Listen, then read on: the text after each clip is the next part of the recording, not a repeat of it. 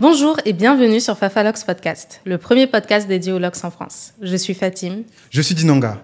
Je tiens à remercier notre partenaire pour cet épisode, Kujaza. Kujaza est une structure de production musicale, notamment les concerts. D'ailleurs, le 22 novembre prochain, ils produisent l'artiste Pison Zubaboy au Centre Curial dans le 19e arrondissement. Pison est un artiste confirmé à Kinshasa et à Lubumbashi. L'Afrique le connaît déjà. Ils sont bercés par ses mélodies, ses paroles, ses danses. Et il va venir à Paris pour la première fois. N'hésitez pas à prendre vos places pour venir kiffer avec Pison. Prenez vos places et précipitez-vous parce que les places sont très très limitées. Et le lien est en bio. N'hésitez pas. On se dit à très vite pour ce concert. Aujourd'hui, nous avons le plaisir de recevoir une femme qui fait un métier exceptionnel, si je peux dire ça comme ça. C'est un métier qui fait couler de l'encre. Pour certains, c'est un métier dont tous les humains presque ont besoin. Certains ont des doutes, d'autres y croient, d'autres un peu moins. Aujourd'hui, nous recevons Maïmouna, qui est psychologue depuis plusieurs années. Bonjour Maïmouna. Bonjour. Comment tu vas? Ça va très bien et vous? Ça va bien.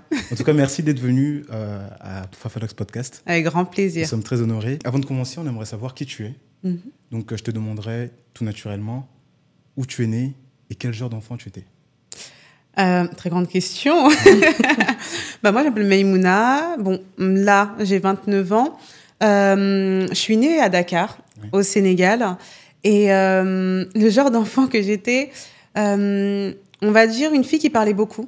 Okay. Mes parents pourraient dire que je parlais beaucoup, mais très, très calme aussi.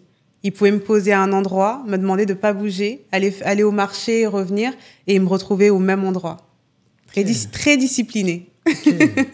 Tu portes des microlocks? C'est la première fois qu'on reçoit une personne qui porte des microlocks sur notre podcast. Ah ouais. Est-ce que les microlocks c'était un choix convaincu ou tu as hésité longuement avec les locks classiques, par exemple? Non, c'était un choix convaincu. Ok.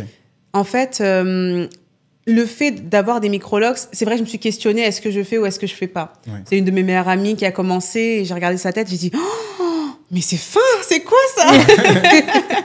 Et en fait, petit à petit, j'ai vu que ça a pris du volume. Mais j'ai pas douté avec les locks parce que ce que j'ai aimé dans les micro-locks, c'est vraiment le fait que ce soit très très fin et que quand on fait des nattes, ça fait ce côté un petit peu ondulé. Et je me suis dit, mais en fait, Maïmouna, ça te fera cette petite coupe que tu as toujours voulu avoir de cheveux qui tombent, mais structurée à la fois et qui fait femme et aussi africaine, sans mèche, sans rajouter, qui reste naturelle en fait. Et j'ai remarqué, hein, les Sénégalais, de manière générale, ils aiment bien les locks fines. Ouais. Souvent, c'est vrai.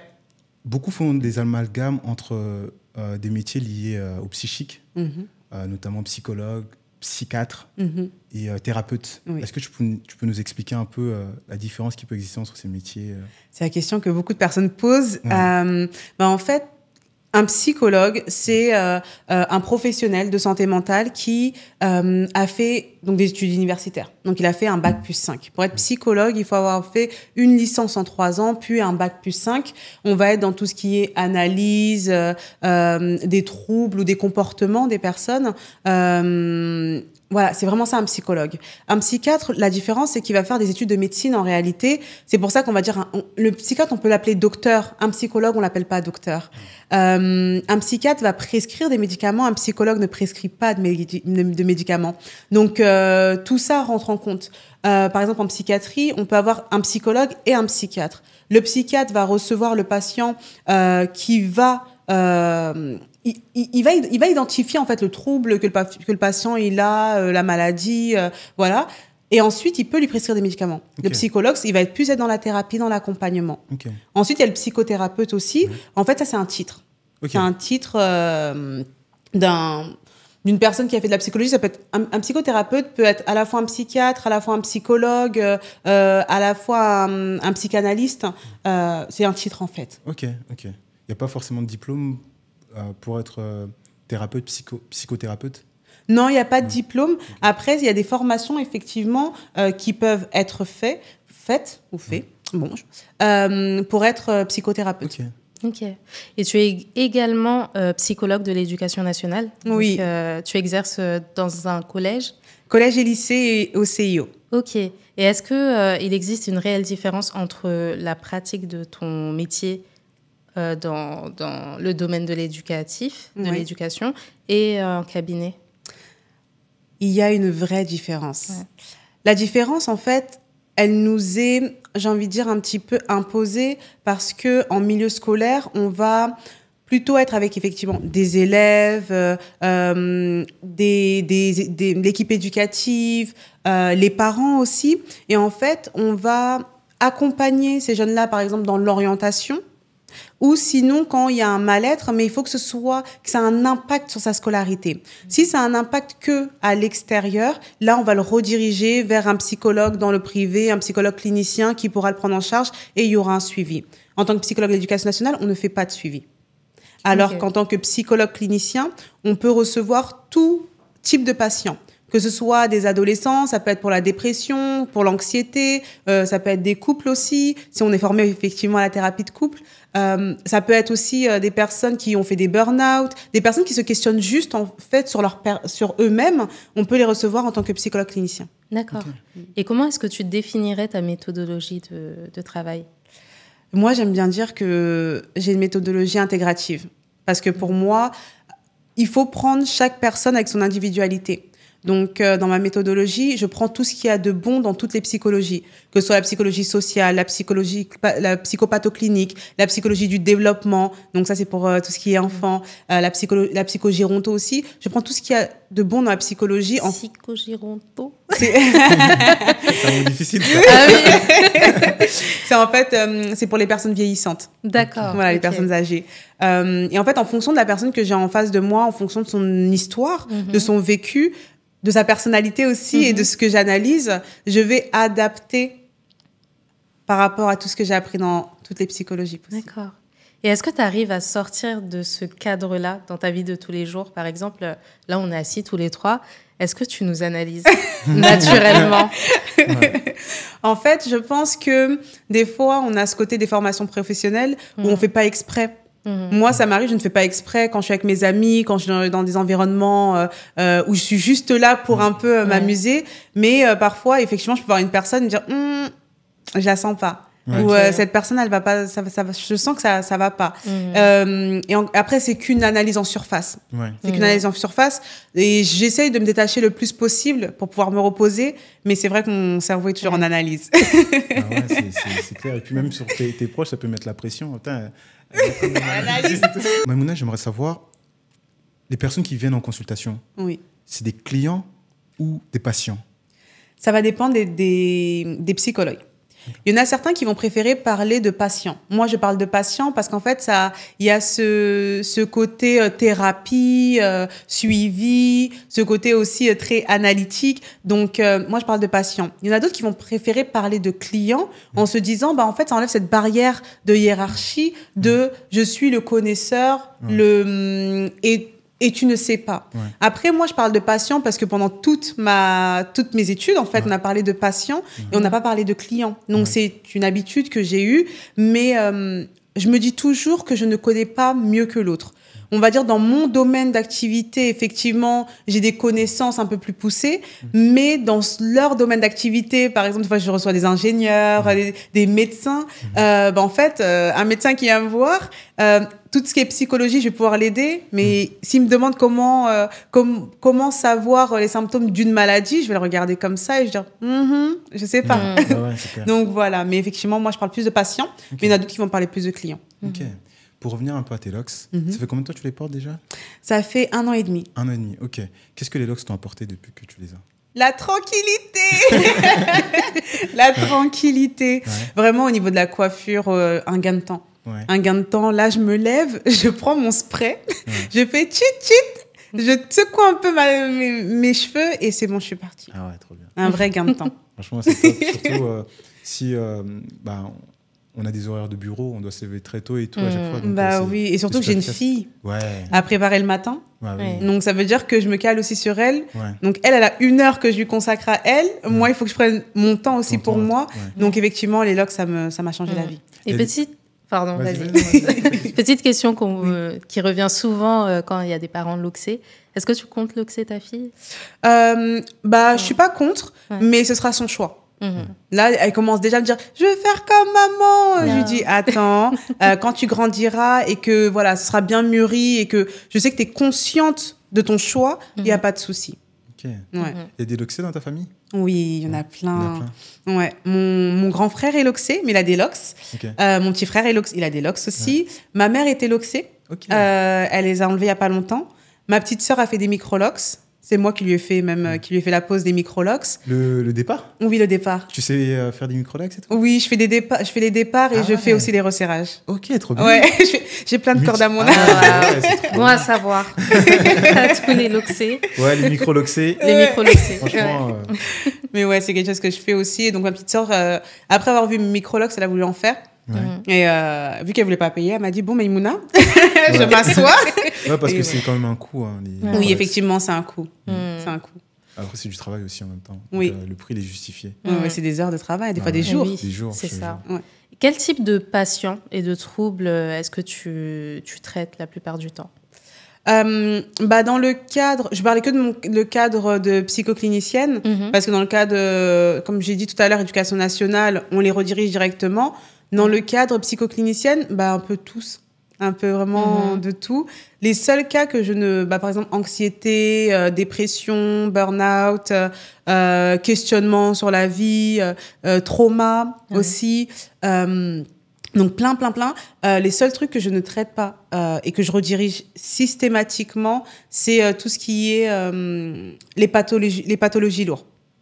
Bipolarité, schizophrénie, tout ça, je redirige. De la psychiatrie plutôt? Oui, plutôt de la psychiatrie. Et même, il y a des psychologues qui prennent des suivis. Moi, je me sens pas de prendre ces suivis-là, donc je les redirige. Maïmouna, sans forcément rentrer dans les détails, mais quelle méthode tu utilises pour aider, accompagner les personnes qui souffrent d'anxiété ou de dépression? Encore une fois, ça dépend des personnes. Okay. Ça dépend des personnes parce qu'ils vont être réceptifs. Déjà, ça dépend de l'histoire de la personne, dans un premier temps. Après, ce que je fais, je ne vais pas dire systématiquement, mais dans mes entretiens, c'est vraiment aller comprendre d'où vient cette anxiété, d'où vient cette dépression. Il y a eu un événement, il y a eu un déclencheur qui fait que la personne est en état dépressif ou que la personne a cette anxiété qui la prend. Donc, on va, parce que je ne veux même pas dire on va chercher ensemble l'origine et ensuite on va aller travailler cette origine-là et on va aller mettre en place les ressources dont cette personne a besoin pour pouvoir surmonter cette dépression ou cette anxiété. Ouais, ok. Et dans le cadre de ton métier, tu as affaire à des divers cas, parfois très prenants. Ouais. Est-ce que tu as des cas, en tout cas si tu peux me donner quelques exemples, qui t'ont marqué, genre vraiment? Moi, je suis très empathique. Je suis vraiment très, très empathique. La plupart des patients que j'ai me touchent. Okay. La plupart me touchent, même si ça ne me prend pas, voilà, mais ça me touche. Après, il y en a une qui m'a beaucoup touchée. C'était une maman elle avait plein d'enfants. Et en fait, elle subissait des violences conjugales.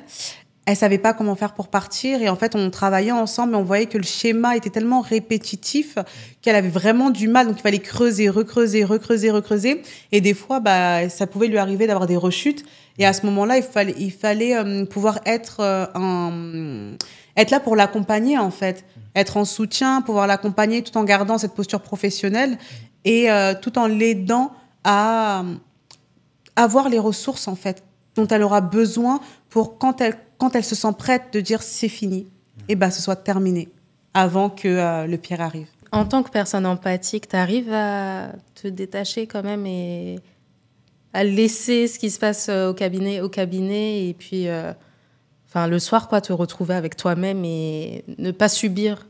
Oui. La chance que j'ai, c'est que j'ai des exercices que je fais moi-même de mon côté pour pouvoir en fait lâcher prise juste après et pouvoir revenir dans mon rôle de maman, dans mon rôle de tous les jours en fait, d'être une bonne amie, d'être une fille, d'être une maman, voilà, au quotidien. Ok. Et est-ce qu'il existe des psychologues pour des psychologues? Oui. En fait, c'est pas des psychologues pour des psychologues. Ce sont juste des psychologues. Voilà. Ouais, okay. Mais effectivement, en tant que psychologue, on doit faire une thérapie, normalement. On doit faire une thérapie, même juste pour la supervision. La supervision, c'est quand on va voir un autre psychologue, un autre thérapeute, et qu'on parle de notre pratique. Voilà, j'ai eu tel patient, j'ai tel patient qui me questionne, ça arrivé chez moi, telle émotion. Et à ce moment-là, il y a toute une discussion qui se fait et il y a il y a une réflexion qui se fait aussi sur notre propre pratique. Maintenant, quand on se sent vraiment impacté par certains discours, certaines consultations, on peut avoir notre propre psychologue où on va discuter avec lui de ce qu'on vit aussi, nous, dans notre quotidien. D'accord. Notre quotidien, les questions qu'on a, nos émotions, parce qu'on reste quand même des êtres humains. Et on a aussi nos propres problèmes. Hein, voilà, on a nos propres problèmes, nos propres questionnements, nos propres réflexions, nos propres ambitions aussi. Et tout ça, en fait, on peut le travailler avec un psychologue. Okay. Dans votre métier, je pense qu'il y a quand même des règles à respecter. Quels sont les interdits ? En fait, un psychologue a le code de déontologie. Ok. Donc, le code de déontologie dit un petit peu toutes les règles d'un psychologue. Mais surtout, en fait, le psychologue, effectivement, il y a le secret professionnel dans un premier temps. Et le psychologue, on va dire l'interdit, où je mets le mot interdit, c'est de nuire à son client. D'utiliser ce que son... Voilà, tu vois, j'ai dit client. Mais d'utiliser ce que son patient a pu dire pendant la séance contre lui. Après, bien sûr, par exemple, si la personne se met en danger, que ce soit elle-même ou une autre personne, là, on a l'obligation d'en avertir. Voilà, il ne faut pas qu'on soit aussi dans non assistante à personne en danger, mais sinon, c'est le secret professionnel. Ce que tu peux entendre de tes patients, est-ce que ça arrive que ça a des réelles répercussions sur ta vie ? Non. Je fais vraiment la distinction entre leurs émotions et mes émotions. Après, effectivement, ils peuvent venir par une phrase, par un vécu. Ils peuvent venir appuyer chez moi des blessures de l'enfance ou appuyer chez moi quelque chose que j'ai déjà vécu. Mais après, très rapidement, je le travaille. Soit je sais que je peux travailler toute seule, donc je travaille toute seule. Soit je sais que j'ai besoin de faire une supervision et je me dirige vers la supervision très rapidement. Dans la communauté africaine, on a réduit en fait la santé mentale à des superstitions ou à des choses très minimes. Je donne un exemple. Non, nous les Noirs, on n'a pas besoin de psychologue. Quand on sait que l'Afrique est le berceau de l'humanité et les sciences, beaucoup de sciences ont vu leur naissance en Afrique, notamment en Égypte antique, dans les royaumes qu'on a connus en Afrique. Quel regard tu portes sur ce dédain qu'on a autour de la santé mentale dans notre communauté et le fait quand on ne comprend pas, on essaie de tout mystifier et non essayer de comprendre scientifiquement en fait le problème.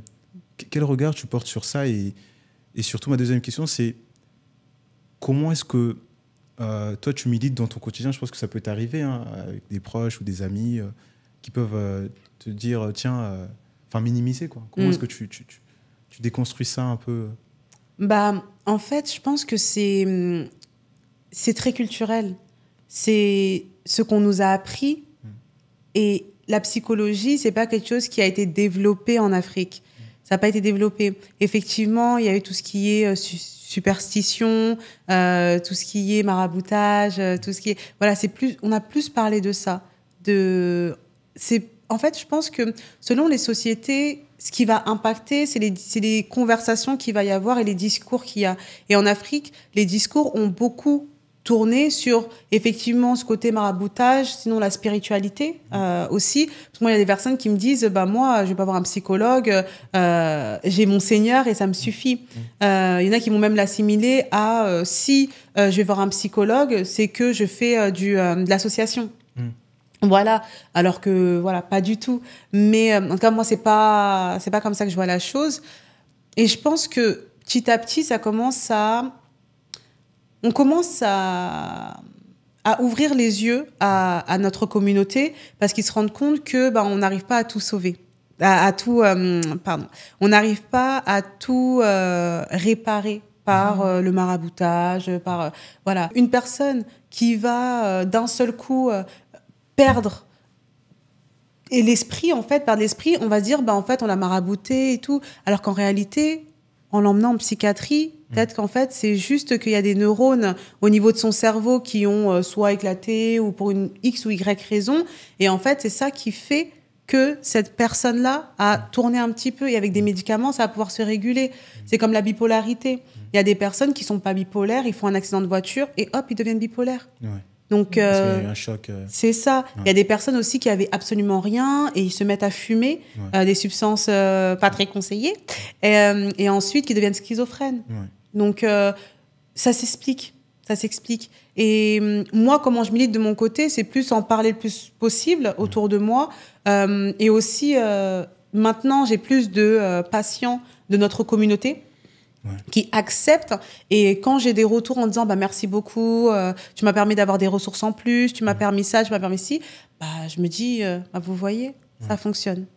Et après, ça fait du bouche à oreille et ça avance. Et je pense que c'est d'autant important la psychologie pour notre communauté parce que on a des blessures transgénérationnelles. Bien sûr. Par rapport à notre histoire tragique, notamment l'esclavage, la colonisation, etc.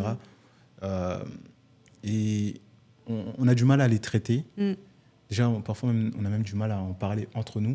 Donc, je pense que la psychologie a vraiment sa place dans notre communauté, mais plus que jamais, quoi. En tout cas, aujourd'hui.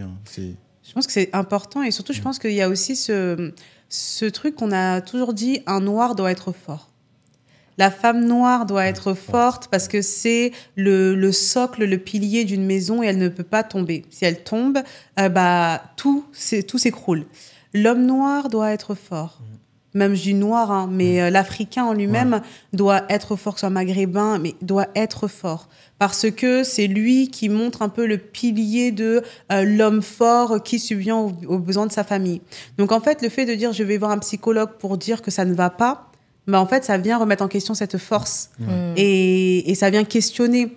Et donc c'est là que ça rentre en conflit, que les gens se disent, est-ce que si je vais voir un psychologue, ils vont pas se dire que je suis pas fort. Et donc, le fait de pas être fort, qu'est-ce que ça vient signifier chez moi en réalité ?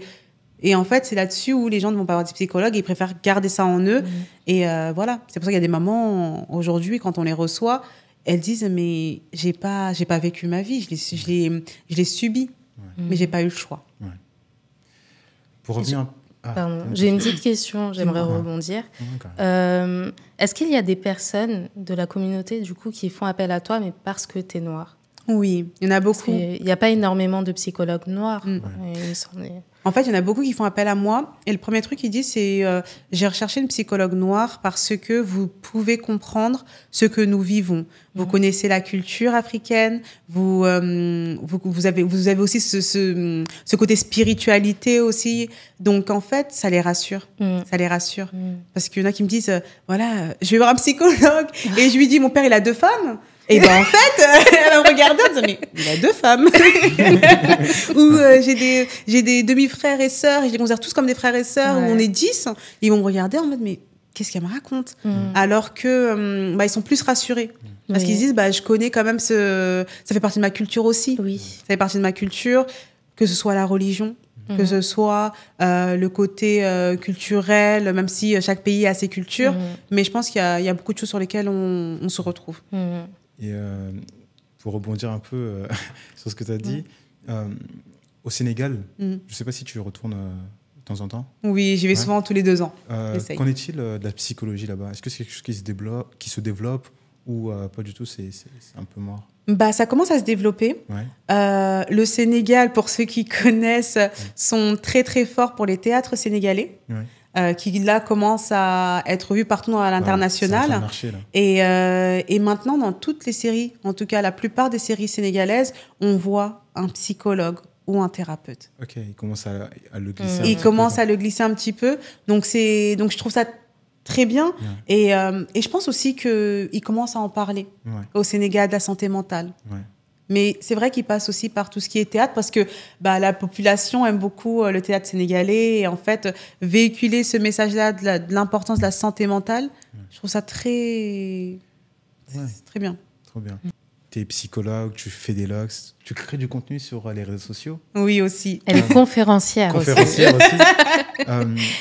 L'impact des réseaux sociaux sur la santé mentale quel regard tu portes dessus et quels conseils tu peux donner à ton niveau en fait en tant que psychologue? En fait, les réseaux peuvent avoir deux impacts. Ils peuvent avoir un impact positif, ça va dépendre de comment on les utilise et comment on les prend. Ça peut avoir aussi un impact négatif en fonction, encore une fois, comment on les utilise, comment on les prend. Effectivement, on trouve tout et n'importe quoi sur les réseaux et chacun montre ce qu'il veut. Une personne peut être en train de pleurer là tout de suite et 2 secondes après s'essuyer le visage et faire une vidéo en souriant. Et pourtant, elle ne va pas bien, elle n'est pas heureuse dans sa vie, elle n'est pas épanouie. Donc, moi, le conseil que je donnerais, c'est de ne pas se fier aux réseaux. Vous pouvez vous inspirer des réseaux. Par exemple, s'il y a une personne qui vous inspire, j'aimerais devenir comme telle personne, d'accord. Je me visualise comme, pas étant cette personne, mais développant toutes les caractéristiques de cette personne pour devenir la personne que je souhaite être. Mais maintenant, si on regarde les réseaux en se disant, je veux absolument sa vie à lui, mais je n'ai pas sa vie à lui, et donc je ne suis rien du tout parce que je n'ai pas sa vie à lui, et là, je suis... En fait, on est là, on a juste des croyances limitantes en plus qui viennent dans notre tête, qui viennent nous bouffer petit à petit, et c'est tout. Donc moi, je trouve que les réseaux, on peut bien les utiliser comme mal les utiliser. Il faut juste choisir. Ouais, c'est clair, c'est clair. Pour revenir un peu aux locks, est-ce que tu penses que les locks peuvent être thérapeutiques? Je pense que ça dépend des personnes. Okay. Moi, personnellement, ça n'a pas été mon objectif. Je pense que tout dépend de l'intention. D'abord, si l'intention que je porte, c'est comme un vêtement. Si pour que je me sente bien, il faut que je m'habille classe, et en fait, l'intention que je porte à ce vêtement, quand je le porterai, je me sentirai comme ça, et donc j'aurai l'attitude comme ça. Les locks, c'est pareil. Si, toute coiffure, si je mets l'intention que le jour où je ferai les locks, ça va débloquer pour moi une étape, un step, ça va soigner, où ça va soigner quelque chose, etc. Voilà, ça va avoir cet impact-là. Mais si juste je me dis, j'ai envie de faire les locks pour être belle, ce ne sera pas forcément thérapeutique. Je comprends. Enfin, il y en a, je pense qu'ils peuvent se rendre compte a posteriori, c'est-à-dire que, je sais pas moi, je vais prendre mon cas, j'ai fait les locks parce que j'aimais ça. Mais je me suis rendu compte que ça a développé un peu la patience chez moi. Tu vois, ça m'a appris à être un peu plus patient. D'accord. Donc, quelque part, si je peux dire, ça a été un peu thérapeutique aussi, quelque part. Ça a développé quelque chose en moi que je n'avais pas avant. Je ne sais pas si c'est un terme approprié, tu vois. Mais... si, ça peut être approprié. Ça dépend, encore une fois, ça va dépendre de toi et l'intention que tu as mis dessus. Peut-être qu'effectivement, quand tu les as fait, je te dis, ça me plaît. Et ensuite, peut-être que ça t'a renvoyé à une personne qui a des locks, qui est tout à fait patiente, et tu as commencé à copier inconsciemment, en fait, son caractère ou son comportement, et ça t'a rendu aussi patient. Ça dépend totalement. Est-ce que tu te verrais un jour retirer tes locks? Pour le moment, je dirais non. Parce qu'en fait, c'est pour ça que j'ai fait des micro-locks. Parce que je me suis visualisée à long terme ce que ça pourrait donner. Et voilà, je pourrais le garder. Maintenant, je ne dirais pas jamais. Mais pour le moment, non. Ce n'est pas le cas. Comment est-ce que tu évalues le progrès d'un patient, d'une patiente au fil des séances? En fait, ça va se voir à son comportement. À son comportement et à son discours. Surtout à son discours. Après, voilà, moi j'analyse beaucoup le comportement parce que le non-verbal parle plus que le verbal. Donc le patient peut venir en me disant je vais bien, tout se passe bien, Madame Sec, et en fait son corps va dire totalement le contraire. Donc c'est vrai que je calibre beaucoup le comportement de mes patients, mais aussi quand on va parler du sujet, je vais voir, par exemple, il y a des patients qui vont venir et quand ils vont parler du sujet, ils vont se mettre à pleurer, ils vont s'effondrer, ils vont suffoquer, ils vont pas réussir à finir une phrase. Et en fait, plus on va avancer et plus on va ancrer chez eux, on va les synchroniser avec des ressources qui vont les aider à surmonter cet obstacle-là. Et plus le patient, en fait, va être détendu quand il va parler. Il va être détaché. Il sera désynchronisé de l'événement. Et là, on sait qu'il y a une évolution. Ou sinon, on va parler de la vie de tous les jours. Et en fait, je vais me rendre compte que même si le patient, lui, ne l'a pas remarqué, qu'il a vécu une situation qui était similaire et qu'il a réagi différemment. Alors que, à cette situation-là, ce n'était pas le cas. D'accord. Et comment tu réagis face à un ou une patiente qui ne fait que rechuter? En fait, je suis toujours dans l'accompagnement. Et on va toujours chercher les causes de la rechute. On va toujours chercher. Dans tout comportement, il y a une intention positive. Ça veut dire, dans cette rechute-là, il y a une intention positive. Maintenant, on va aller rechercher quelle est cette intention positive. Pourquoi rechuter te permet d'être dans un état qui, on va dire, soit toi te met bien, ou sinon, même si ça te met mal, en fait, c'est peut-être ton inconscient qui te protège de quelque chose d'autre. Donc, on va aller rechercher ça pour, encore une fois, aller travailler dessus par des protocoles. Voilà. Après, il y a des outils que j'utilise parce que je suis praticienne en PNL aussi, donc programmation neurolinguistique. Donc, j'utilise beaucoup les outils de PNL. Ok. Et c'est quoi exactement C'est la programmation neurolinguistique.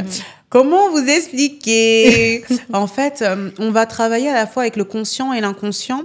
On peut faire des ancrages. On va aller chercher l'origine, on va dire, du problème en le connaissant, ou sinon sans le connaître. On peut ne pas le connaître. On va aller travailler l'origine du problème et par des protocoles, on va changer les schémas de pensée. Donc, par exemple, si la personne a des croyances limitantes, on va changer ces croyances limitantes en croyances aidantes. Donc, on va changer ces schémas de pensée. Si, par exemple, la personne a des ancrages négatifs, émotionnels négatifs, parce qu'elle a vécu un événement qui a créé chez elle de la peur, de la frustration, de la colère. En allant chercher cet événement, on va désintensifier, je sais pas si ça se dit comme ça, mais désintensifier l'émotion négative pour que, par exemple, si la personne était à 9 à ce moment-là, qu'on puisse descendre jusqu'à 3. Okay. Jusqu'à 3, voire 2. On n'a pas 0, on n'a pas le chiffre 0, mais au moins descendre le plus possible pour que ça n'impacte plus. C'est un long processus. Oui, c'est un long processus, parce que la PNL, c'est une thérapie brève. Ça veut dire que c'est vraiment court. On peut, en 2-3 séances, on peut traiter le problème, mais comme parfois, ça prend du temps. C'est très différent de l'hypnose. Oui, c'est différent de l'hypnose. Okay. C'est différent de l'hypnose. L'hypnose, c'est quand même ericksonien, c'est vraiment différent de l'hypnose, mais ça va se rejoindre sur quelques aspects. Ok. Maïmouna a préparé 2 workbooks. Oui. Gérer sa dépression et vivre sa vie de couple pleinement. Oui. C'est bien ça? Oui, c'est bien ça. Donc, on va en parler un petit peu. J'ai une première question. Dis-moi. Gérer son couple. Comment est-ce qu'on gère son couple? C'est beaucoup dans la communication dans un premier temps. Après, encore une fois, ça dépend des couples. C'est comprendre l'autre, savoir qu'est-ce qui plaît à l'autre, qu'est-ce qui déplaît à l'autre, connaître le langage de l'amour de l'autre. C'est très, très important. Et en fait, moi, ce que j'ai pu voir parce que je suis thérapeute de couple aussi, donc, ce que j'ai pu voir en thérapie de couple, la plupart du temps, c'est la communication. La communication, parce qu'en fait, quand on communique, que ce soit sur les valeurs qu'on a, sur la vision qu'on a de la vie, l'éducation qu'on veut donner aux enfants, on arrive à un moment donné à s'aligner si chacun fait des concessions de son côté. Et ça, c'est important. Okay. Et dans ce workbook, on trouve des conseils, des exercices aussi, peut-être? En fait, dans Vivre son couple, donc ça se présente comme ça. Donc après, c'est pas le rendu final. Donc c'est pas le rendu final parce qu'il sera plutôt fait en forme de cahier. Voilà. Et en fait, à l'intérieur, il y a plein. Bon, je vais essayer de montrer comme ça un petit peu. Il y a plein d'exercices et de conseils à faire à 2. Donc des fois, il y a écrit partenaire 1, partenaire 2, avec plein de conseils et surtout, en fait, c'est tous les aspects du couple. Okay. Donc, par exemple, pour vivre son couple, on a... essaye de trouver... On a tout ce qui est connaissance de soi et de l'autre, communication efficace, gestion des conflits. Parce que, en fait, les conflits ne sont pas quelque chose de mauvais, mais ça dépend comment c'est géré. C'est ça. Renforcement de l'intimité émotionnelle et physique, parce que les deux sont très, très importants. Et la vision commune et objective de la vie, parce que parfois, les gens, ils diffèrent. Au début de la relation, ils ont une vision commune. Ils se disent, c'est bon, on rentre dedans. Et après, quand on avance, il y en a un qui dit, mais maintenant qu'on est marié, c'est totalement différent. Donc, c'est pour ça que je dis la communication, c'est ce qui va être le plus important dans le couple. Okay, très bien. Et le deuxième, c'est gérer sa dépression. Oui.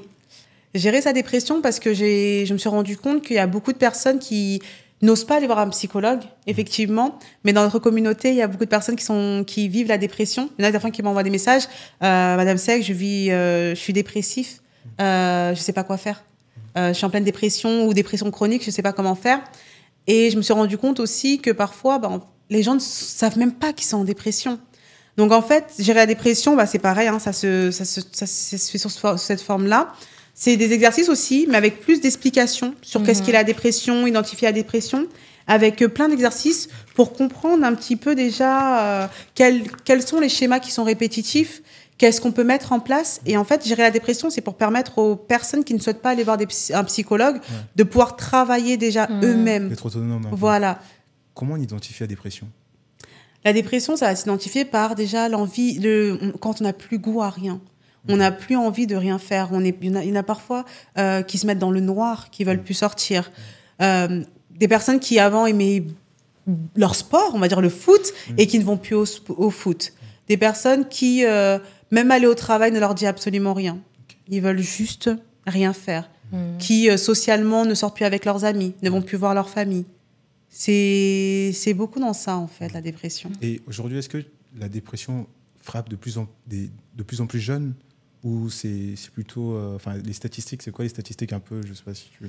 Je connais pas les statistiques, mais après, j'ai l'impression que la population de maintenant est de plus en plus touchée parce que, il y a eu l'épisode du Covid, il y a aussi le vécu de chaque personne, mais aussi les réseaux sociaux qui ont beaucoup joué. Les réseaux sociaux ont beaucoup joué sur, en fait, je n'atteins pas l'objectif que j'ai. Et en fait, je me dis que je suis pas bien, je commence à mettre des croyances limitantes dans ma tête et j'y crois. Et à un moment donné, je sombre. Ok. Et où est-ce qu'on peut se les procurer ? Quand est-ce qu'ils seront disponibles ? Pour le moment, ils sont pas encore disponibles, mes petits bébés. Mais ils seront très prochainement disponibles. Okay. Et donc, en fait, ce sera directement dans mon lien sur ma bio Instagram. Et à ce moment-là, les personnes pourront se les procurer. Trop bien, trop hâte. Super. Maïmouna, on va passer à une nouvelle partie qu'on a mis en place sur notre podcast. Dis-moi. C'est la mise en situation. Okay. En fait, Fatim et moi, on va faire de l'acting. On va jouer une situation, soit à deux, soit à chacun à son tour.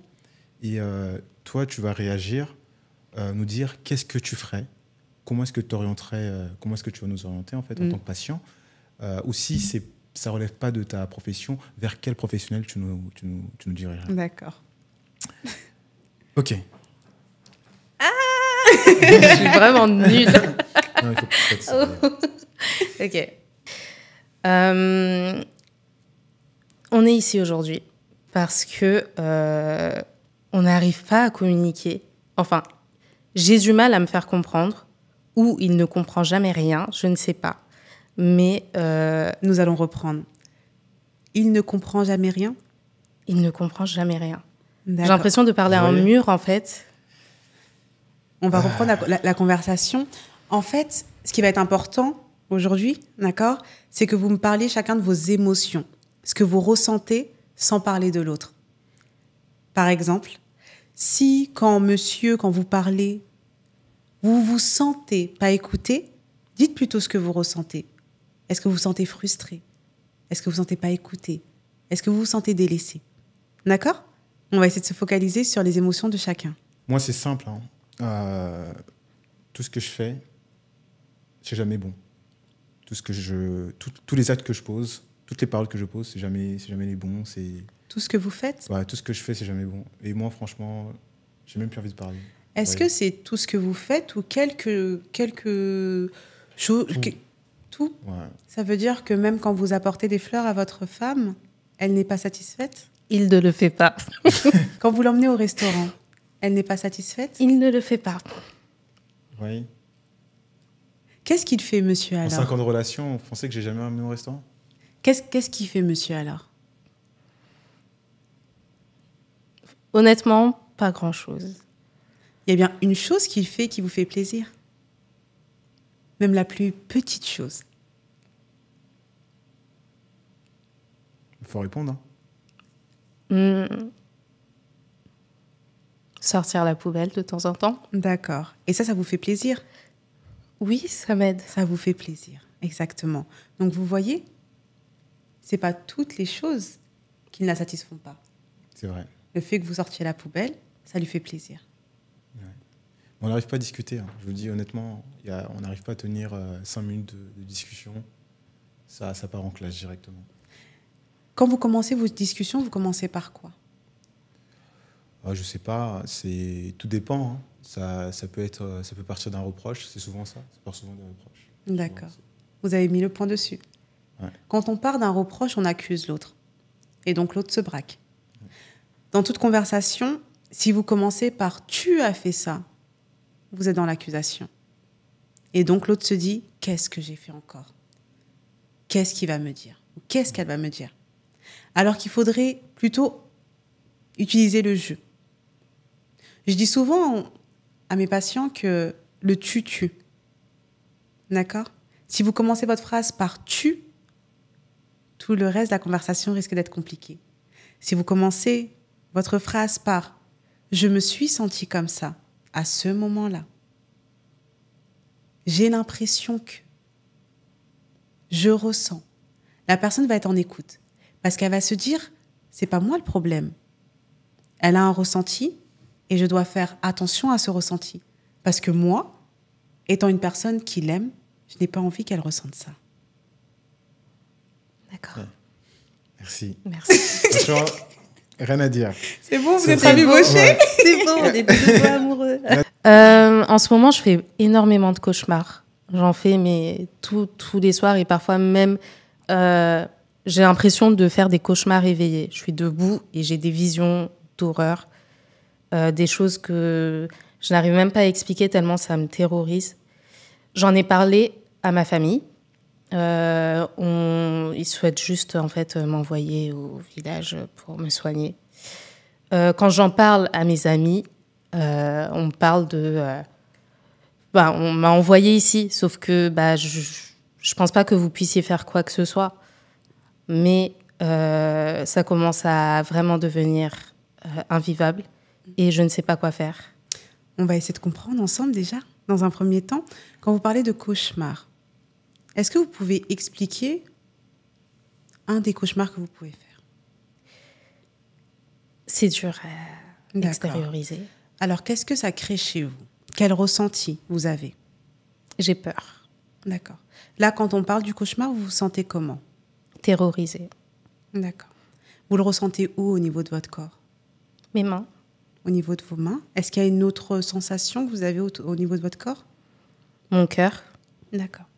Alors, je vais vous demander de fermer les yeux et vous allez prendre de grandes inspirations et de grandes expirations. Et vous allez vous détendre.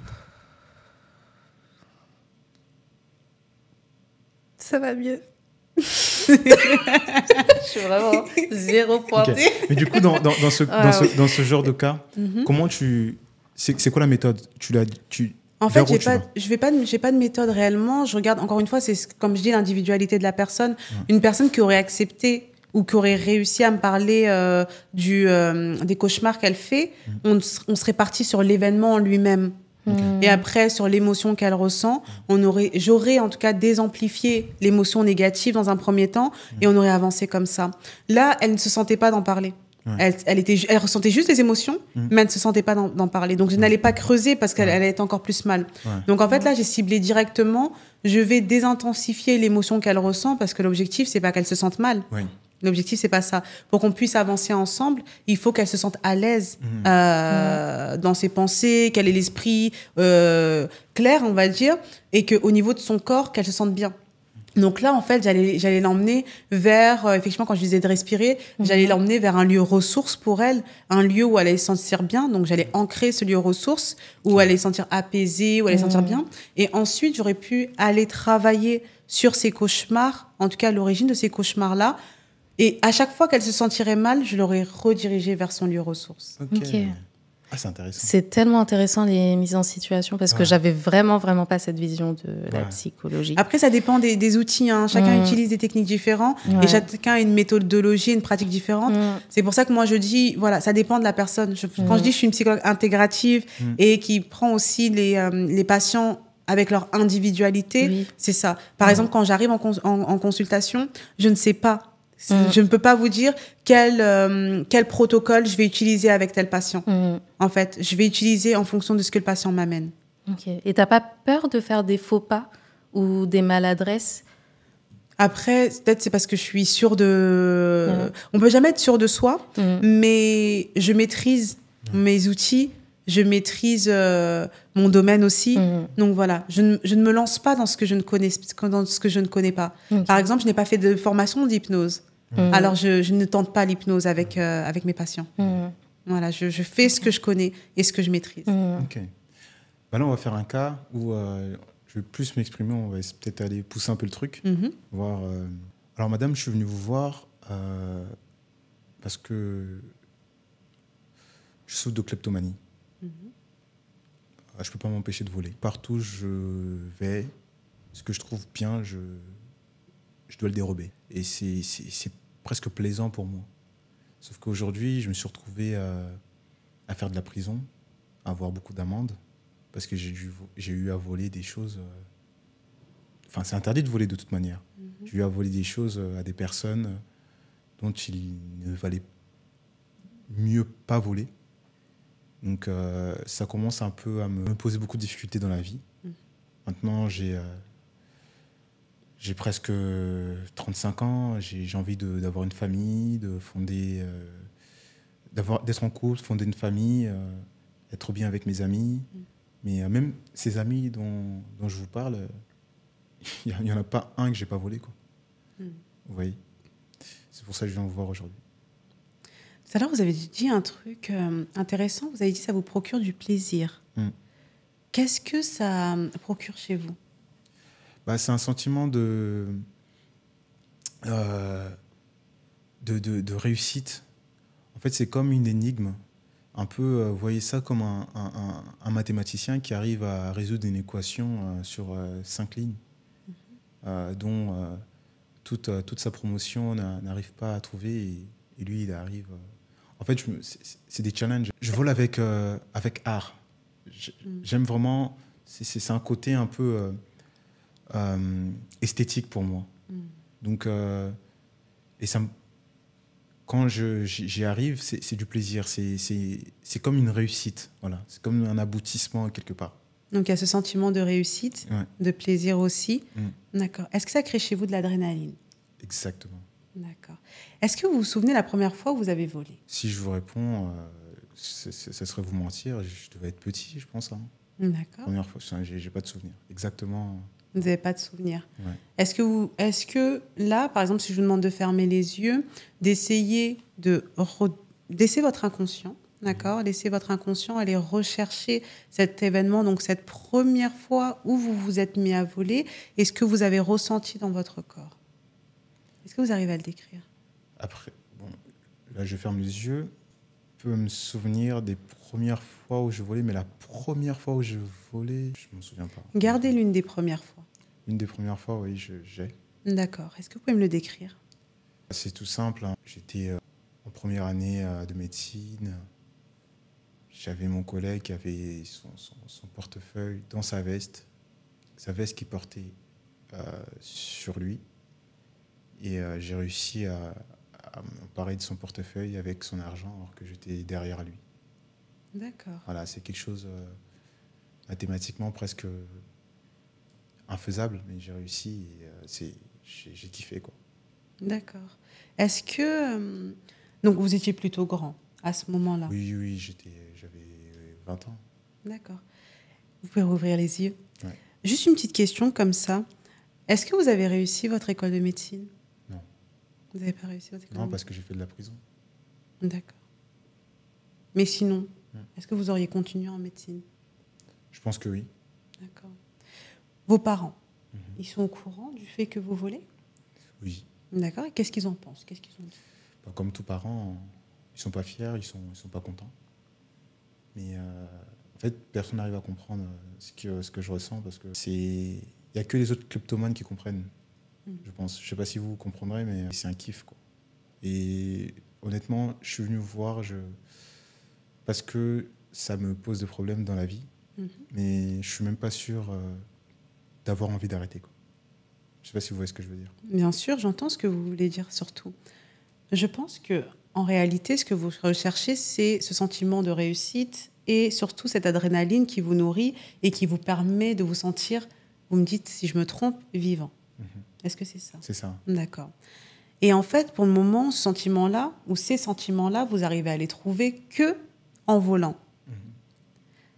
Si vous trouvez une autre activité qui vous procure ces mêmes sensations, ces mêmes sensations, ça veut dire jusqu'au moindre petite sensation d'électricité, cette sensation de réussite, d'épanouissement. Est-ce que vous arrêteriez de voler? Probablement. Franchement, je ne sais pas. D'accord. Je sais pas. Alors, on va aller travailler avec un protocole. On va aller rechercher. On va laisser votre inconscient, parce que je pense que votre conscient n'a pas accès à cette information-là. On va aller rechercher déjà la première fois où vous avez voulu voler. Parce qu'en fait, il y a quelque chose qui a déclenché ça. Ça peut être le plaisir d'avoir un petit bonbon, là, et hop, là, je veux le goûter. Et le fait d'avoir réussi, je me suis dit, waouh, et ensuite, tout le monde m'a applaudi. Ça peut être autre chose, d'accord? Les événements peuvent être totalement différents. Ok. C'est trop bien.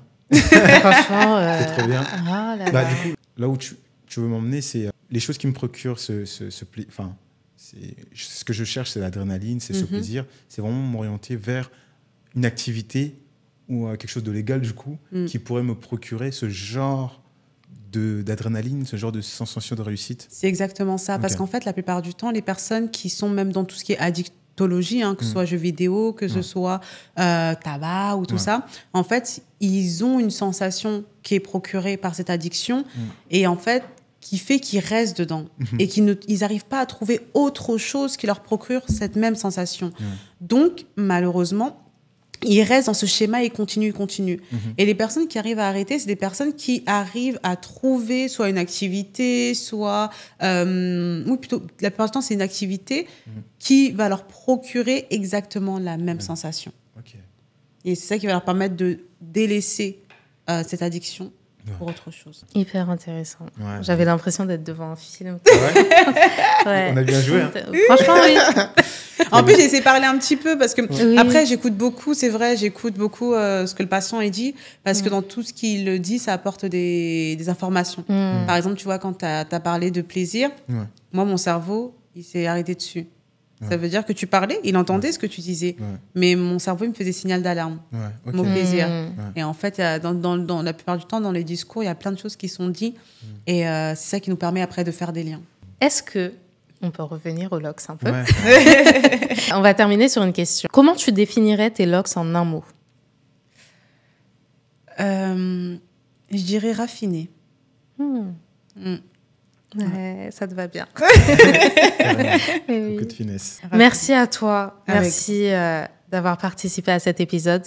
C'était hyper intéressant. Franchement, on repart édifié comme pas possible. Et je pense que les gens qui nous écoutent et qui nous regardent, surtout, vont beaucoup apprendre à cet épisode. Vraiment. Merci à vous d'avoir suivi cet épisode. N'hésitez pas à nous suivre sur les réseaux sociaux, fafa.lox. N'hésitez pas à suivre Maïmouna sur les réseaux sociaux.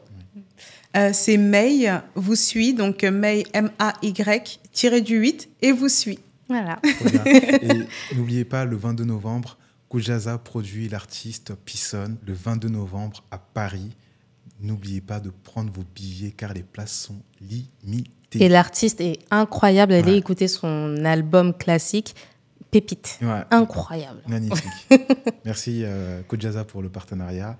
Et puis on se dit à très vite pour un nouvel épisode. Bye bye. Ciao.